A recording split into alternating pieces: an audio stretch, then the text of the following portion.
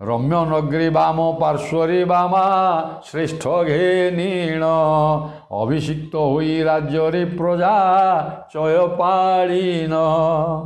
ରମ୍ୟ ନଗରୀ ଅର୍ଥାତ୍ ଅଯୋଧ୍ୟାର ନଗରୀ ହେଉଛି ଏକେ ତ ଅଯୋଧ୍ୟା ନଗରୀ ରାଣୀ ଦେବ ସଭା ମଧ୍ୟରେ ଜେହ୍ନେ ଇନ୍ଦ୍ରାଣୀ ସିନ୍ଧୁ ବକ୍ଷେ ଯଥା ରମା ରମା ସୁନ୍ଦରୀ ସରଜୁର ଅଙ୍କେ ରମ୍ୟ ନଗରୀ ଲେଖା ହେଇଛି ଆଜ୍ଞା କାବ୍ୟରେ। ଏଣୁ ଅଯୋଧ୍ୟା ନଗରୀ ଶ୍ରେଷ୍ଠ ନଗରୀ, ଏଣୁ ରମ୍ୟ ନଗର ତାକୁ ବୋଲି କହେ, ସୁନ୍ଦର ନଗର। ଅଯୋଧ୍ୟାପୁର ଦଶରଥର ରାଜାଙ୍କର ଯେଉଁ ଅଯୋଧ୍ୟାପୁର ସେ ହେଉଛି ରମ୍ୟ ନଗରୀ, ସୁନ୍ଦର ନଗର।